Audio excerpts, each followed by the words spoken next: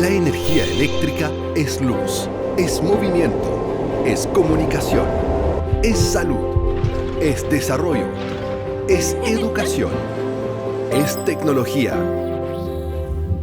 La energía eléctrica se mueve desde la generación que viene del sol, el viento, la profundidad de la tierra, el agua y combustibles para llegar a los centros de consumo entre Arica y Chiloé.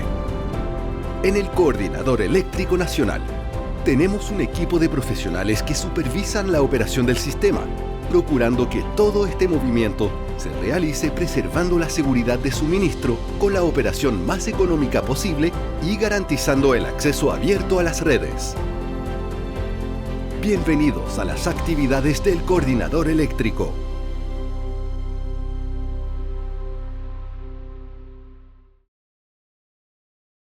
Hola a todos, bienvenidos a esta actividad para empresas coordinadas, donde vamos a hablar de los sistemas de monitoreo del Sistema Eléctrico Nacional. Para comenzar esta reunión, quiero dejarlos con ustedes a Gretchen Svinden, de la Gerencia de Operación. Así que, Gretchen, bienvenida.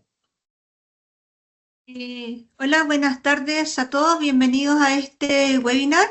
En esta ocasión, el tema que nos convoca es el sistema de monitoreo del Sistema Eléctrico Nacional y se van a abordar dos sistemas que están en uso actualmente: el módulo de medición fasorial asociado a todas las exigencias de las PMU y el módulo de registro de protecciones. Les pido que las consultas que tengan las puedan ir colocando en el chat. La presentación dura unas 40 minutos y al final de la presentación vamos a revisar las consultas y las que no alcancemos a resolver las podemos responder posteriormente. También les vamos a compartir la presentación para que la puedan tener para revisar y poder cumplir con todo lo que acá les vamos a pedir. Así que dejo a Jorge Vargas, jefe del Departamento de Modelación y Aplicaciones MS, y a Joaquín Mesías, ingeniero del mismo departamento, quienes están a cargo de hacer esta presentación hoy día. Muchas gracias, Gretchen. Bueno, muy buenas tardes nuevamente a todos y a todas. Vamos a comenzar esta presentación sobre los sistemas de monitoreo del Sistema Eléctrico Nacional. Bueno, en un contexto actual donde la dinámica del sistema es cada vez más relevante para mantener la seguridad de la operación, quisimos hacer esta presentación para reforzar la importancia de este sistema de monitoreo y explicarles los principales requerimientos, formas de implementación de sus proyectos, formas de conexión, de integración de sus equipos a las plataformas del sistema de monitoreo. Bueno, y responder las preguntas más habituales que surgen cada vez que conversamos con ustedes. Bueno, ¿qué es el sistema de monitoreo? Es el sistema de información que permite visualizar y analizar el sistema eléctrico, tanto en estado normal como ante contingencias. ¿Cuál es el marco que establece los requerimientos normativos? Es el anexo técnico sistemas de monitoreo, ¿ya? Que es el que define los puntos, los equipos, los sistemas de comunicaciones y todo lo necesario para realizar el monitoreo del sistema eléctrico, ¿ya? El sistema de monitoreo se basará en la instalación de equipos encargados de realizar el registro dinámico del sistema de potencia para registrar tanto en tiempo real la ocurrencia de perturbaciones y cambio de estados operativos. ¿Cuál es la función principal? El objetivo de este sistema de monitoreo es que podamos verificar el nivel de amortiguamiento de las oscilaciones presentes en el sistema, el funcionamiento de las protecciones, verificar el desempeño de los esquemas de desconexión automática de carga y otros automatismos como los EDAG y ERAG, verificar y mantener los márgenes de seguridad en tiempo real, evaluar el desempeño del plan de defensa contra contingencia extrema y realizar los análisis post-operativos que realiza el coordinador.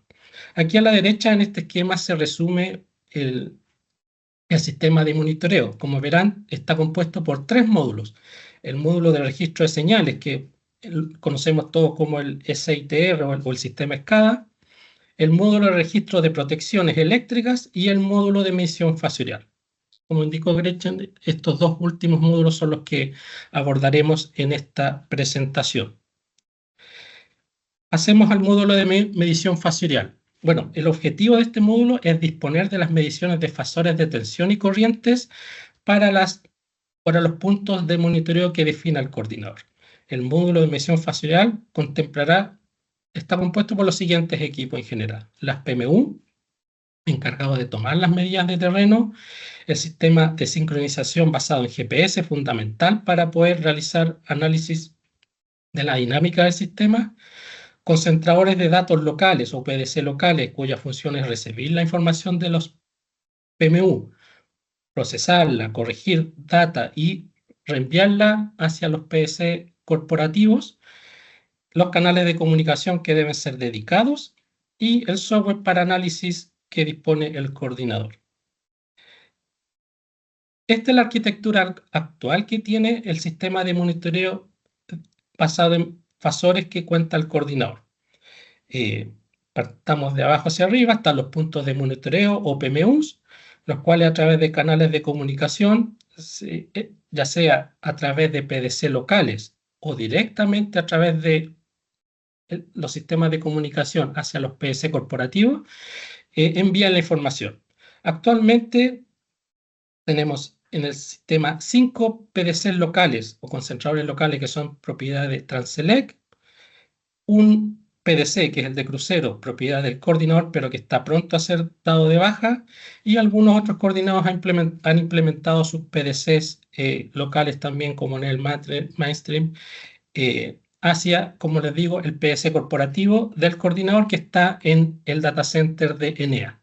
Actualmente tenemos dos servidores PDC, uno principal y otro de respaldo en standby. ¿Cuáles son las especificaciones mínimas que deben cumplir todos los equipos PMU que se implementan o que se interconectan al módulo de medición fasorial del coordinador? Voy a resumir o mencionar los más importantes. Bueno, primero que todo, la tasa de muestreo. Las PMU registran los datos 50 muestras por segundo. Otro aspecto importante es, como les decía, el receptor GPS.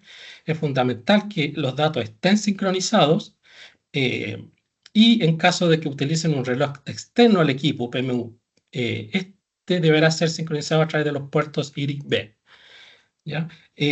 Otro aspecto importante a destacar en las especificaciones son las variables que tienen que monitorear desde el sistema.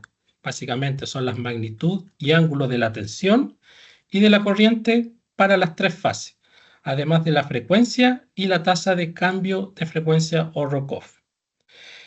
También sumamente importante para este sistema de monitoreo, fundamental, por ejemplo, en caso de apagones o blancado en el sistema, es que la fuente de alimentación tiene que ser de alto estándar, es decir, la PMU y los equipos asociados al sistema de comunicaciones deberán estar alimentados desde la red segura de energía eléctrica de la subestación, de modo que ante cualquier falla que ocasione la pérdida de energía de la red, se garantice la continuidad de la medición por un periodo mínimo de 8 horas.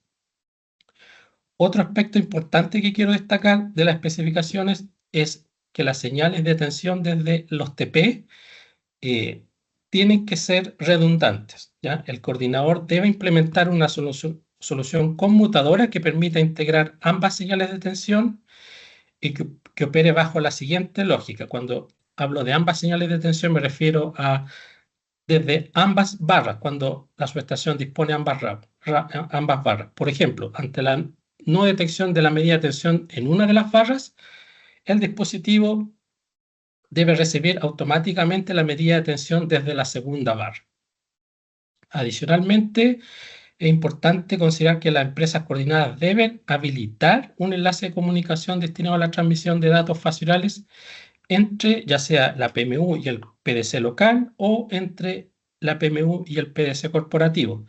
Para estos efectos deben mencionar un adecuado ancho de banda de este canal, para lo cual pueden considerar un ancho de banda de 120 kilobytes por segundo por PMU, ya que es la estimación que se ha hecho para comunicar las señales, las variables que les mencioné anteriormente, por cada PMU.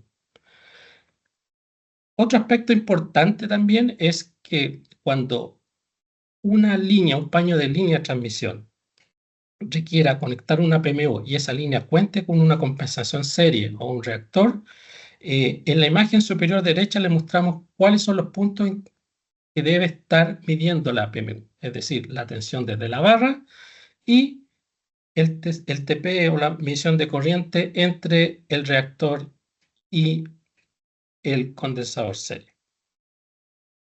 Otro aspecto importante acá es cómo se definen los puntos a monitorear. Bueno, el coordinador debe realizar a más tardar el 31 de julio de cada año un estudio sobre instalación, implementación y la revisión y actualización del módulo de medición faseal oral. En particular, ese estudio determina cuáles son los puntos de monitoreo en que se deben instalar las PMU, la arquitectura y la ubicación de los PS corporativos y las aplicaciones que ocupa el coordinador. ¿Dónde pueden encontrar esos estudios anuales? Bueno, ahí abajo a la derecha está el link donde pueden descargar los archivos, perdón, los informes con cada uno de los estudios anuales.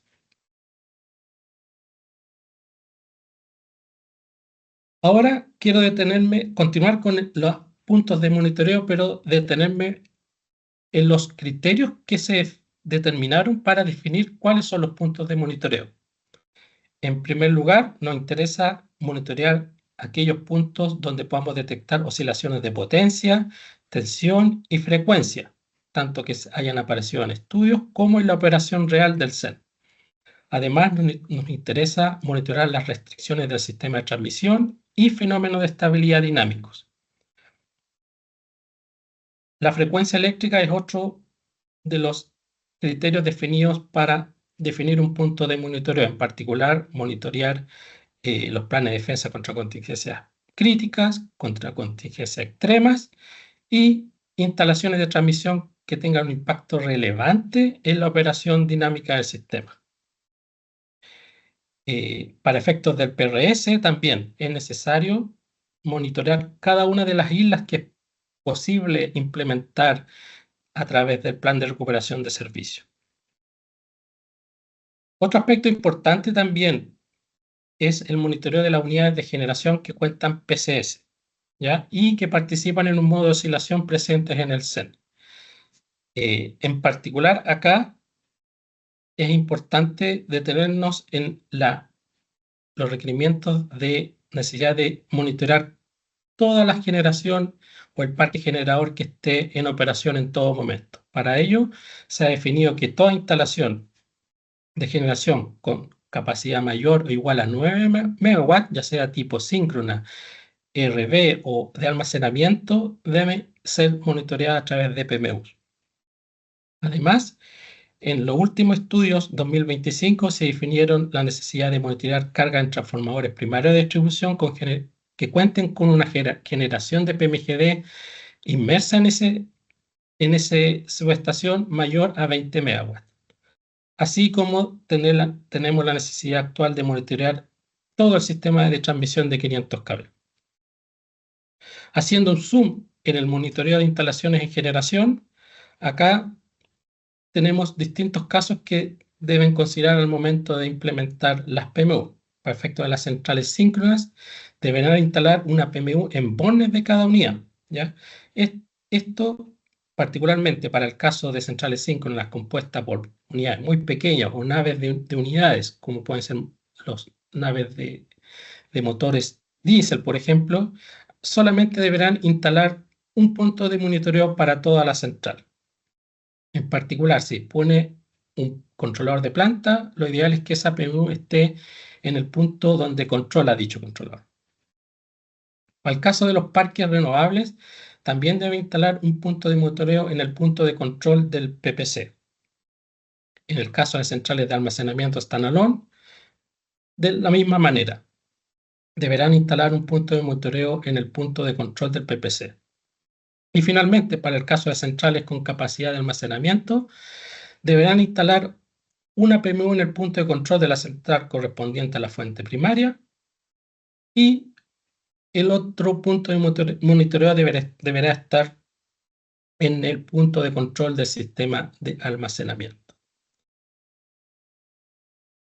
Bueno, eso es todo. Le doy el pase ahora a Joaquín, quien nos dará más antecedentes sobre las nuevas desarrollos que se están haciendo en la arquitectura actual del módulo de medición facial, las aplicaciones que tenemos en el módulo de medición facial y cuáles son los pasos que tienen que seguir los coordinados para poder integrar una PMU al módulo. Adelante, Joaquín.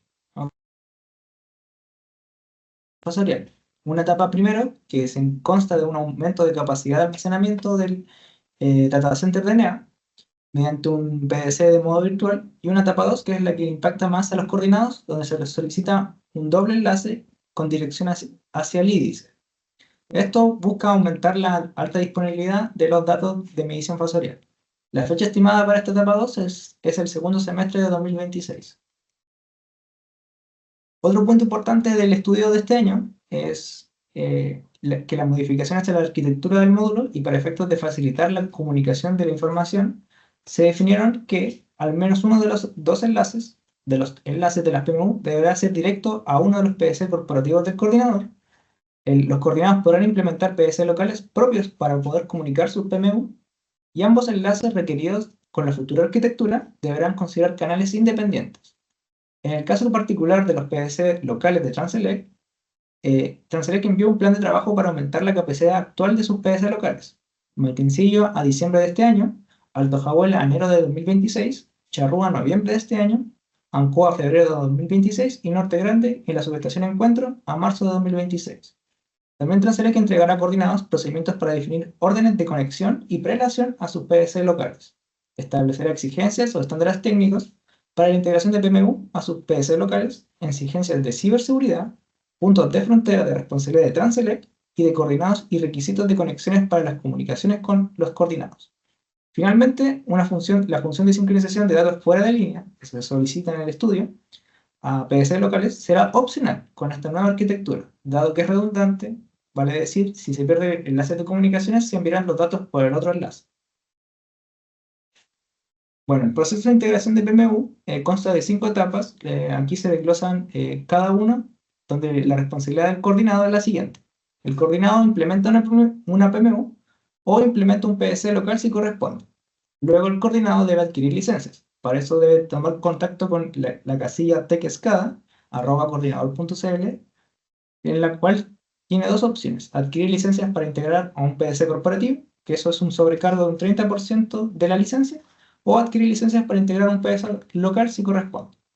Posteriormente, se procede a la etapa de pruebas de comunicaciones, donde el coordinado debe obtener direccionamientos, el coordinado debe solicitar pruebas de comunicación, y el coordinado debe obtener la aprobación de estas pruebas de comunicación, para posteriormente ser derivados a nuestra área, que es el DMAP, @coordinador.cl, donde deberá solicitar pruebas de integración punto a punto, obtener una aprobación de estas pruebas, y entregar la documentación asociada al proyecto en específico, PMU o PDC.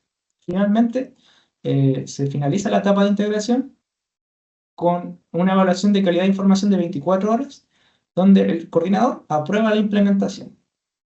Los plazos asociados a todo este proceso son dos. Primero, el coordinado deberá presentar un cronograma de trabajo indicando las actividades y fechas estimadas, lo que no podrá superar los 8 meses desde la notificación de la instrucción. El coordinador además tendrá un plazo de 18 meses para adecuar todas las instalaciones que lo requieran, desde la notificación de adecuación del coordinador. Importante destacar que el cronograma debe estar acorde a las adecuaciones que debe realizar. Bueno, las aplicaciones que actualmente contamos en este módulo son las siguientes, que es detección de islas, monitoreo de tensión, análisis de oscilaciones, mapa angular y monitoreo constante de frecuencia. Una diferencia angular y despliegues especiales tipo SCADA.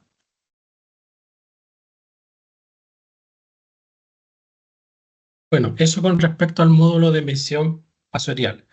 Ahora pasemos al segundo módulo, que corresponde al módulo de registro de protecciones. ¿Cuál es la función del módulo de registro de protecciones? Bueno, es disponer de los registros oscilográficos y de eventos de los sistemas de protección eléctrica de todas aquellas instalaciones del sistema que califiquen. ¿Cuáles son estas instalaciones? Bueno, requerimos registrar todas las funciones de protección que se listan en esta lámina, particularmente para los generadores con capacidad nominal mayor a 10 MVA. También están acá las funciones de protección que se necesitan registrar para el sistema de transmisión cuya tensión nominal sea mayor a 200 kV o niveles de tensión menores cuando el coordinador lo requiera. De la misma manera, las funciones de protección que deben registrar los clientes están dados básicamente por los esquemas de desconexión automática de carga de frecuencia, tensión, señales específicas y otros automatismos que se puedan implementar. Acá es importante recalcar que el coordinador también podrá solicitar la incorporación al módulo de registro de protecciones de aquellas funciones de protección e instalación de otras que estime conveniente.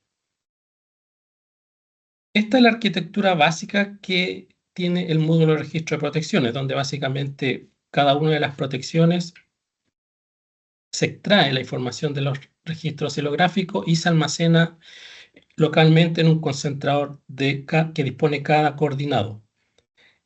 Posteriormente,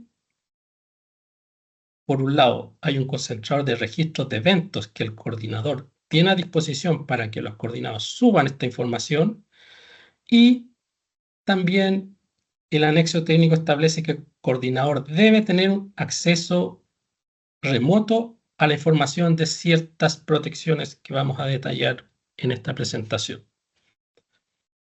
¿Cuáles son las configuraciones mínimas que tienen que tener los sistemas de registro de las protecciones?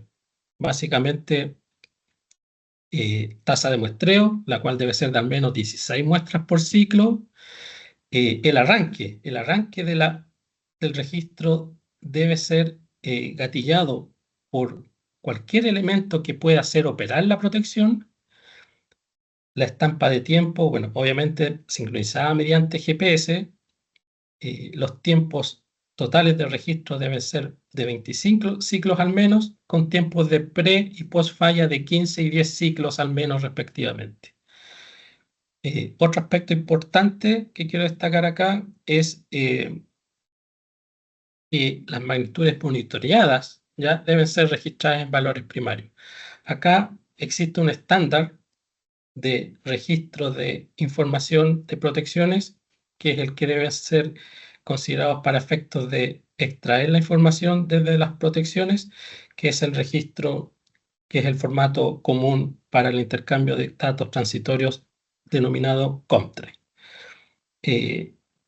Pueden haber casos en que la protección no disponga de gatillar los registros a través de una función de arranque con detección de falla, ¿ya? En esos casos, claro, si solamente tiene la opción de gatillar el registro a través de la operación de las protecciones, es una posibilidad. Sin embargo, eso siempre tiene que ser aprobado previamente por el coordinador. Ya lo ideal es que siempre se disponga el arranque de los registros a través de algún el arranque de algún trip, ¿cierto? O detección de alguna falla, no solamente cuando la protección actúa.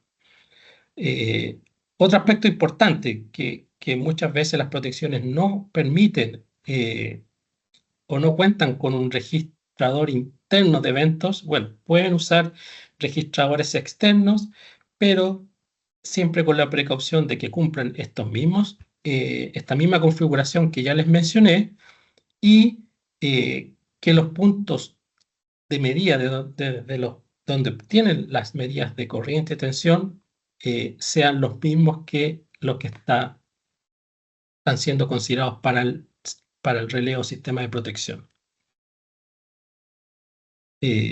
Entonces, en resumen, el módulo de registro de protección está compuesto por dos sistemas. Tenemos, por un lado, el sistema de registro de protecciones que denominamos CIREP, que es una plataforma web donde los coordinados deben subir obligatoriamente todos los registros de falla en un plazo máximo de 12 horas ocurrido la falla. También, obviamente, en formato COMTRE, y Esto aplica a todos los sistemas de protecciones de las funciones que ya mencionamos anteriormente para generación, transmisión, instalaciones de cliente. Por otro lado, por el lado derecho tenemos este sistema de lectura remota de protecciones desde el CDC, ¿ya? Que básicamente aplica a las protecciones de instalaciones de transmisión con tensión mayor a 200 kV, a unidades generadoras cuyo punto de conexión al sistema de transmisión es mayor o igual a 200 kV, y también aplica a cualquier otro sistema de protección que el coordinador lo requiera. Aquí también otro aspecto importante que tienen que considerar es que la obligación de subir los registros en un plazo máximo de 12 horas a la plataforma web CIREP es independiente, no lo exime de disponer del acceso remoto a los relés que se establecen para las protecciones que les aplica el sistema de lectura remota de protección. A continuación, Joaquín continuará describiendo el detalle de cada uno de estos sistemas y las aplicaciones y la forma de proceder para poder conectar cada uno de estos sistemas de protecciones al módulo de registro de protecciones. Bueno, la primera plataforma es la plataforma web, que es CIREP, que se localiza en el enlace de cirep.coordinador.cl, donde funciona como un registro de archivos COMPRE, básicamente. El sistema de registro de protecciones deben ustedes subir los archivos COMPRE en un plazo no mayor de 12 horas. Ocurrida la falla, los coordinados pueden subir los registros manualmente o a través de una API habilitada para estos efectos, los cuales deben solicitar vía correo. Y la gestión de la creación de cuentas lo hacen a través con el área de soporte CIREP. Entonces, los contactos que ustedes deben manejar son soporte.cirep@coordinador.cl y con copia de map@coordinador.cl. Bueno, el CIREP es una plataforma que se vincula con la base de datos de Infotécnica, por lo que el relé que ustedes buscan cargar debe estar declarado previamente en la plataforma. En la imagen del costado derecho se muestra un ejemplo de la interfaz de la plataforma, donde hay una cuenta de usuario, el cual tiene una serie de empresas coordinadas a cargo, por lo que cuando uno desea cargar un archivo debe escoger el switch adecuado a ese coordinado. Primero debe escoger la fecha y hora del local de la falla, verificar que la UTC sea acorde con el momento de la falla. La subestación debe ser seleccionada para poder linkearlo sucesivamente con el paño y la protección. Abajo se deja un campo de comentario donde los coordinados normalmente ingresan la información del informe de falla. Bueno, un punto importante es el anexo técnico de existencia mínima de diseño de instalaciones de transmisión, lo cual menciona 3 puntos clave, que son los sistemas de transmisión, por diseño, con tensión igual o superior a 200 kV, deben permitir el acceso local y remoto desde la sala de control de la instalación, del centro de control de la instalación, centro de despacho y control del coordinador, a sus parámetros, ajustes, registros oscilográficos de fallas y registros de eventos. El acceso desde el coordinador deberá ser configurado para permitir la lectura remota de los datos requeridos. Otro punto es, con tensiones superiores a 100 kV y menor a 2 kV, también se le solicita el acceso local y remoto, desde la sala de control de la instalación, a los mismos parámetros, ajustes, registros de oscilográficos de fallas y registros de eventos. Para tensiones inferiores a 100 K, solo se le solicita el acceso local a esa información. La plataforma SLRP compone una arquitectura interna. En el costado izquierdo de la imagen se muestra el sistema de comunicación que se le solicita para comunicarse, en la cual cada coordinado tiene un concentrador de datos que se establece mediante un enlace de comunicación a nuestro concentrador acá en el coordinador. La arquitectura forma básicamente un sistema concentrador en el coordinado, una red de comunicación externa y a través de la cual se contacta con el sistema de concentrador del coordinador. Por otra parte, nosotros solicitamos una estructura de carpetas específica, la cual consta de un coordinado o el nombre de la empresa, la subestación, el paño y el sistema de protección, en este caso el mnemotécnico que se ubica en la plataforma de Infotécnica, y 4 subcarpetas que son ajustes, eventos, oscilografías y reportes. Bueno, parte del proceso es la estandarización de carpetas, nombres de archivos y canales. Esto es muy importante ya que para realizar automatizaciones es necesario tener un estándar en estos archivos que se van a trabajar. La estandarización que contempla, primero, una estandarización de nombres. Se solicita que el nombre tenga una fecha de inicio, una hora de inicio, el mnemotécnico del paño, el mnemotécnico del sistema de protecciones y la extensión del archivo que es en formato country, que es .dat y .cfg. Otra estandarización son los nombres de los canales de las protecciones. En el sitio web que se muestra en el apartado superior se encuentra toda la información asociada al proyecto SLRP, tanto anexos como la nomenclatura. En esta nomenclatura se especifica la variable analógica con su respectivo canal en su estandarización. En caso de no poder encontrar la variable, deberán especificar en los diccionarios proporcionados la correspondencia con el canal. Bueno, el proceso típico de la integración de protecciones hacia el RP se muestra a continuación. Como estamos en una etapa de transición, existen coordenadas que ya poseen segmentos IP asociados, pero no han hecho pruebas de comunicación actualmente, por lo cual deberán contactarse con T-infraestructura, @coordinador, y realizar las pruebas. Para coordinados que están recibiendo actualmente segmentos, deberán contactarse con TechSCADA, donde ellos son los encargados de realizar actualmente las pruebas de comunicación. Una vez que estas pruebas hayan sido exitosas, nos derivan a nosotros, quienes somos responsables de la revisión de estructura de carpetas, la revisión de diccionarios y de oscilografías. Nosotros recibimos la infinidad de detalles del proyecto y aprobamos y realizamos las pruebas de integración en la SLRP. Y finalmente damos cierre al fin de la integración. A continuación se muestra las pruebas de integración de protecciones al SLRP.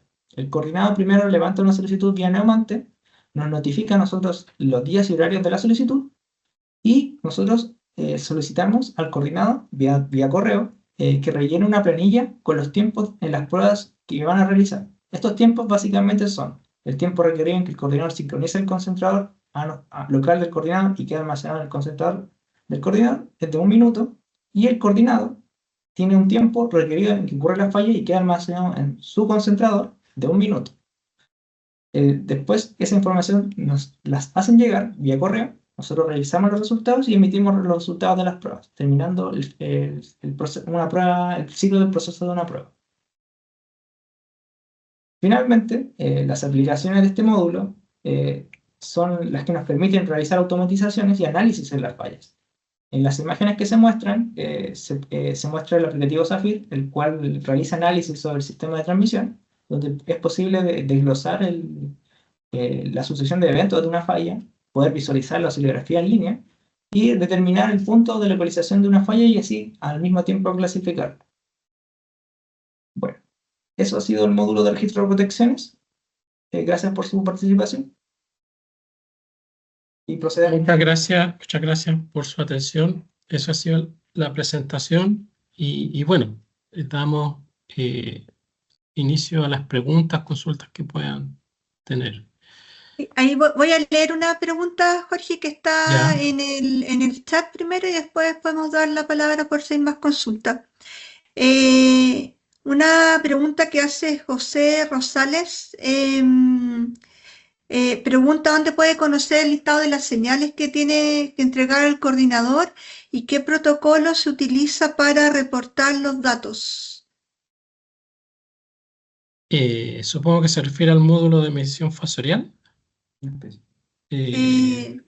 Sí, mira, si se refiere a proyectos, al módulo de medición fasorial, sí. Sí, a lo mejor está haciendo el Zimmer con el proceso de el SITR, que claro, efectivamente hay un proceso donde se define una lista de señales particular a cada caso. Para el caso del módulo de medición fasorial, los datos, como lo mencioné en la presentación, están establecidos y son fijos para todas las PMU, que son las medidas de tensión y corriente de cada una de las fases, de las 3 fases, por lo tanto ahí son 6 señales, más la señal de frecuencia y rock-off de frecuencia. Son esas 8 señales las que toda PMU debe reportar hacia el PS corporativo. ok. Otra pregunta de Felipe Fernández. Pregunta si se tiene contemplada una mejora o actualización al CIREP, porque posterior a Blackout arrojó muchos errores y no pudo cargar la información. Me imagino que ahí hay que revisar en detalle a qué se deben los errores y eso se ha ido corrigiendo, ¿no? Sí, bueno, básicamente yo creo que de la experiencia post-blackout, claro, hubieron muchos coordinados que no tenían la costumbre, digamos, de subir los registros a CIREP, que es obligación, como mencionamos, por lo tanto no tenían las credenciales. Bueno, nosotros ahí se las entregamos a todo aquel que la pidió y efectivamente hoy día tenemos levantado un problema que es para ciertas barras, ¿ya? Para las barras que tienen, que corresponden al sistema de protecciones de barras, estamos haciendo una adecuación que permita corregir el problema de que no se ven esas protecciones, ¿ya? Ese es un problema que estamos trabajando y que, bueno, hay algunos coordinados que están esperando esa adecuación para subir sus registros. Ese es uno de los temas que tenemos que corregir. Ahora, internamente, bueno, si bien la normativa exige tener este repositorio web y adicionalmente, por otro lado, también exige el SLRP, estamos iniciando una especie de revisión interna de tratar de mejorar o de alguna manera poder acoplar la información que se suba a través de CIREP con los informes de falla, que es otro deseo que tenemos internamente también para que los coordinados no estén subiendo la misma información por dos vías, pero como les digo, hoy día es un requerimiento normativo, por lo tanto no los podemos exhibir de cumplir subir esa información por ambas vías. ¿Ya? Okay. Otra pregunta de Enrique Ramírez.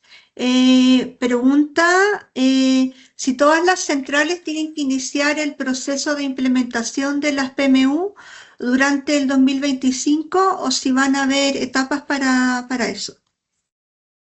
Sí, en caso de las centrales se envió una carta donde se instruyó el envío de los planes de trabajo en cumplimiento de los plazos normativos, es decir, 8 meses para implementar la PMU y en el caso de requerir adecuaciones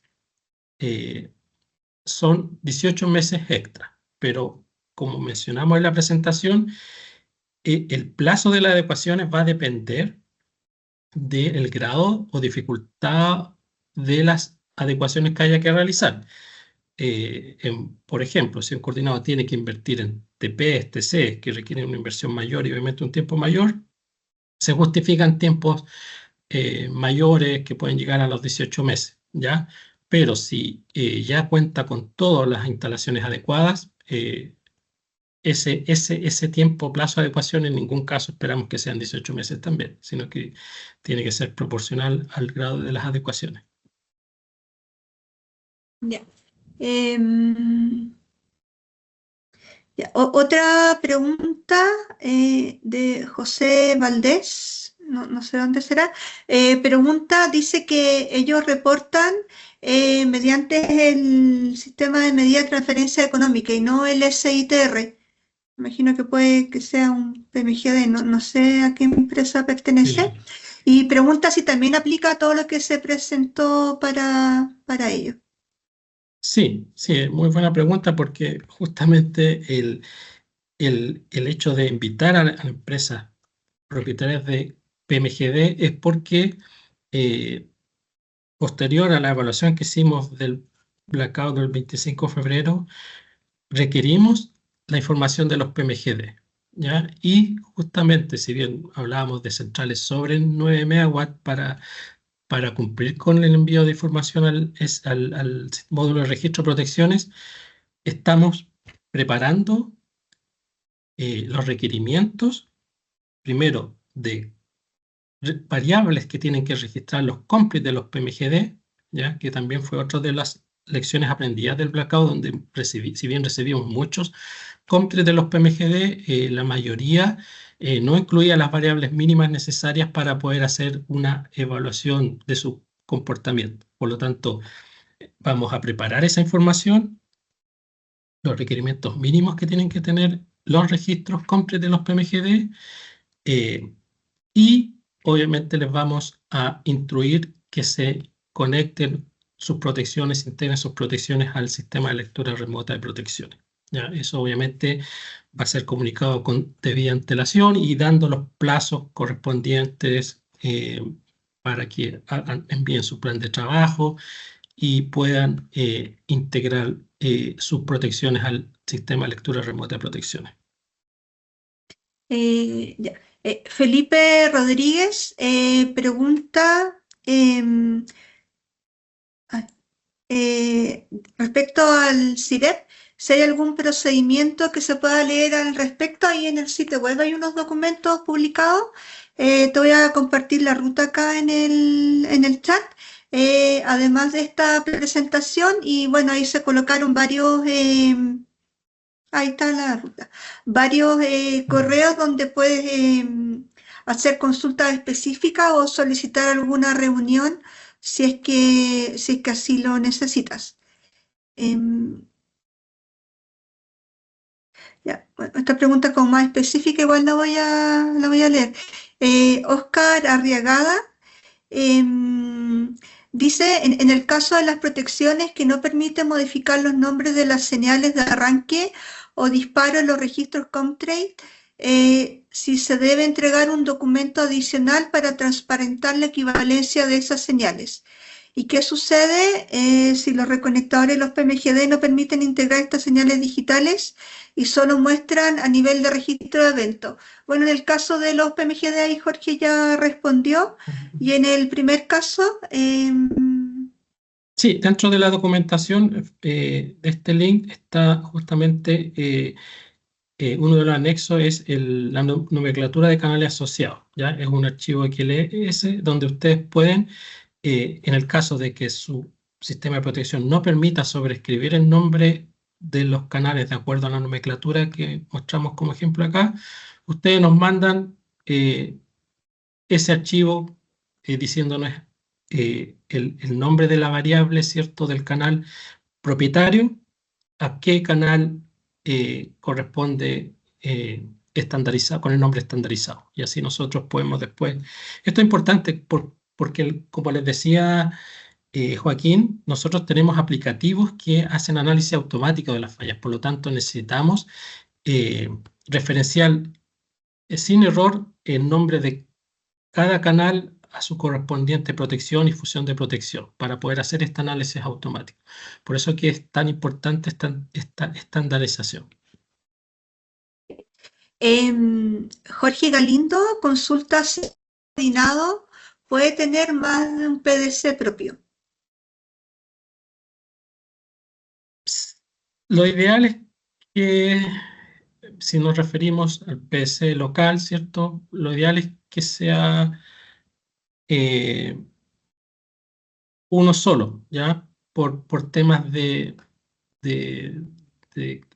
capacidad del aplicativo. Si bien lo estamos analizando con el proveedor de nuestro aplicativo, pero en principio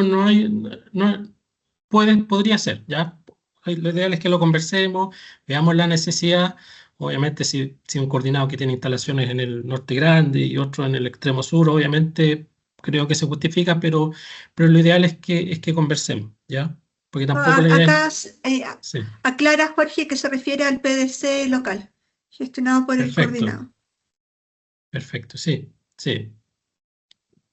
Como les decía, si se justifica, nos pueden hacer la consulta formal y nosotros ahí lo evaluamos y reciben nuestra aprobación. Okay. Enrique Ramírez consulta para aquellas centrales que tengan que hacer adecuaciones, si tiene que iniciar un proceso de modificación no relevante antes de la instalación de la PMU. Bueno, ahí imagino que va a depender de qué tipo de modificaciones son las que deba realizar. Según lo que indicamos en la presentación, tiene que mandar un plan de trabajo. El tiempo que dura ese plan de trabajo tiene que ser acorde al tipo de modificaciones y ahí podemos especificar según lo que tenga que realizar si es que aplica o no una modificación no relevante. Ya, acá mira, hay otra pregunta que también me parece interesante de Alfredo Pineda. Él señala que en el caso de conexión hacia los PDC terceros, por ejemplo, en el caso de Transelec, ¿cómo se va a auditar la correcta integración y llegada de la información hacia el coordinador para que no impacte a terceros en capacidad de sus concentradores y comunicaciones?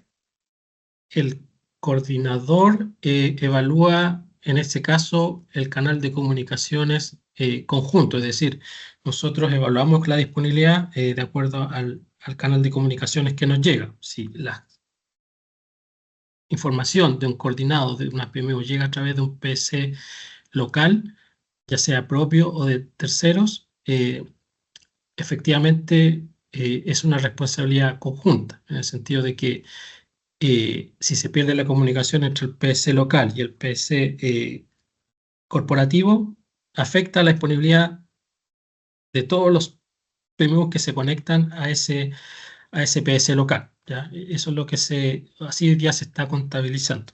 Ahora, le mencionamos que estamos haciendo mejoras para tener una arquitectura mucho más confiable y de mayor disponibilidad.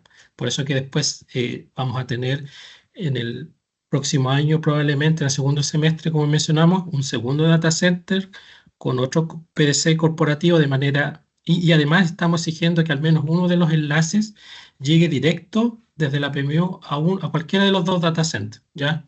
Eso obviamente va a mejorar la redundancia, la disponibilidad y la calidad de la información que nos está llegando y obviamente minimiza el riesgo para todos los coordinados que se conecten a través de PSs de Transelec. Ok. Carlos Lange consulta, dice, ¿la integración de la PMU requiere un GPS dedicado o puede emplear el existente en la subestación? No hay un requerimiento particular al respecto, pero sí es importante mencionar que los equipos deben tener la suficiente disponibilidad. Me refiero a que si ese equipo es usado para otras funciones y por mantenimiento de esa otra función que hay indisponible, obviamente no es una buena solución. Lo mismo pasa, a veces nos consultan por utilizar funciones de PMU de la sistema de protección, que también algunos están implementándolo de esa manera. La respuesta en ese caso es la misma. Pueden usar la función de PMU de los sistemas de protección que dispongan, pero tienen que preservar que las funcionalidades tanto para las funciones de protección está realizando la protección como esta función de PMU, ambas no interfieran en cuanto a la disponibilidad de ellas, es decir, no por hacer mantenimientos, trabajos en la función de protección, van a perder disponibilidad por la función de monitoreo mediante PMU. ¿Ya? Esos son los requisitos o lo que ustedes deberían evaluar al momento de compartir equipos para dos funciones. También hay una consulta de Jocelyn Tapia que pregunta si todo lo que hemos explicado en esta presentación aplica a los sistemas medianos. Pone como ejemplo Punta Arenas, Nopiren, Aysén. No tenemos hoy día implementados sistemas de monitoreo para esos sistemas medianos. Por ahora no. Yeah. Karen Carvajal pregunta ¿cuál es el valor de la licencia para la integración de la PMU al PDC de ENEA? No sé si maneja esos datos, Jorge. Yo no los manejo. Sí, hemos conversado con la licencia que se requiere particularmente por el proveedor de nuestro PS corporativo. Ya es una licencia que permite comunicar con ese proveedor, ¿ya? Y como coordinador hemos conversado en su momento con el proveedor de manera de que respete los precios que al coordinador le dio para su proyecto inicial, que es por volumen, ¿ya? Así que en ese sentido entendemos que un precio eficiente, ¿ya? Y acorde a hacer al gran volumen de licencias que se requiere comprar para poder comunicar las protecciones, ¿ya? Perdón, las PMU. Probablemente, y eso, bueno, también eso de acuerdo a la nueva arquitectura lo vamos a establecer, pero si el PC corporativo de data center que se implemente en LIDICE es del mismo proveedor, lo más probable es que surja la necesidad de comprar también una licencia para integrarse a esa PDC. Ahora, otros proveedores tienen otras modalidades distintas de licencias. A veces son licencias por volumen, otro tipo que, bueno, eso hay que evaluarlo en su momento. Pero hoy día, para el PDC corporativo, que está en ENEA, con su data center, perdón, con su concentrador de respaldo en modo standby, se establece la necesidad de comprar esta licencia más un 30% que es por el concentrador de respaldo. Ahora, por favor, si necesitas datos, información, pues, escríbenos y nosotros ahí te derivamos a la empresa, en el fondo, que provee estas licencias para que cotices. Ya. Esta pregunta, bueno, es más específica, creo. Dice si la sincronización por GPS es por protocolo IRIG-B, NTP o PTP. Sí, un poquito específica, está definido en el informe del IRIG-B, así que, por favor, vamos a averiguar y vamos o si puedes escribirnos, por favor, y ahí nosotros podemos responderte con más precisión si es aceptable los otros dos protocolos que mencionas.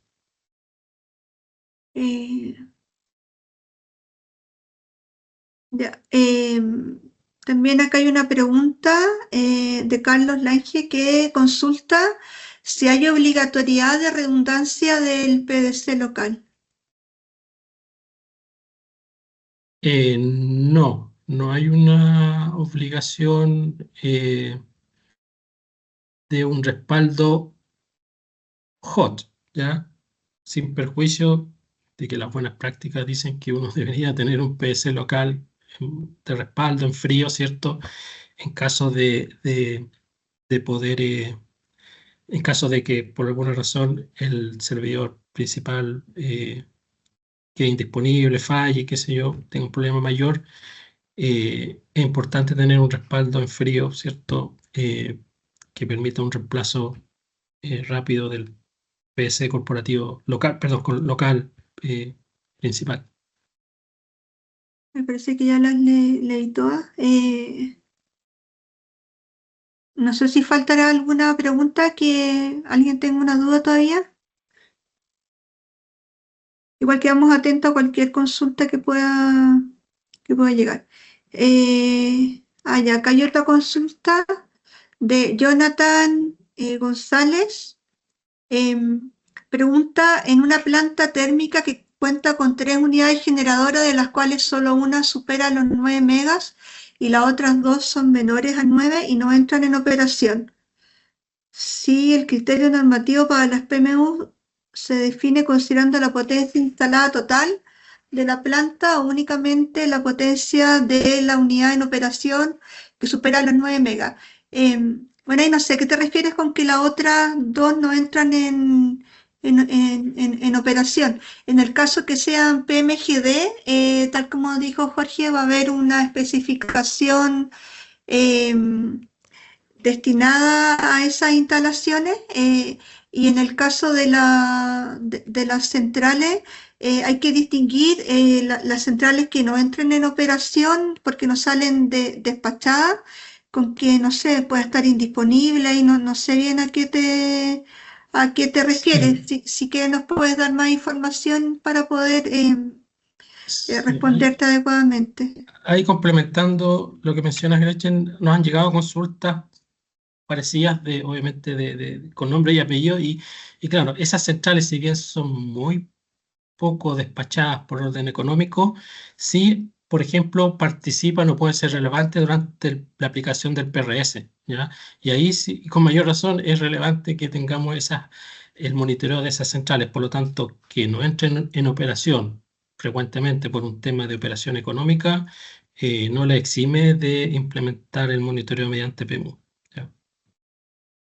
Ahí parece que ya leí todas las consultas que habían. No sé si alguien tiene alguna consulta adicional. De todas formas, si al revisar después la presentación que se las vamos a compartir, la grabación también, aparecen preguntas adicionales, ahí no duden en contactarnos o pedir una reunión para revisar los casos particulares que puedan aparecer. Aquí lo importante es poder avanzar en la implementación de este sistema de monitoreo, así que quedamos disponibles para clarificar cualquier duda que puedan tener. No sé, Jorge o Joaquín, si quieren indicar algo adicional. No, simplemente recordar ahí el correo de contacto, que es el correo del departamento, donde pueden hacernos llegar las consultas que tengan. demap@coordinador.cl. Muchas gracias a todos por su asistencia.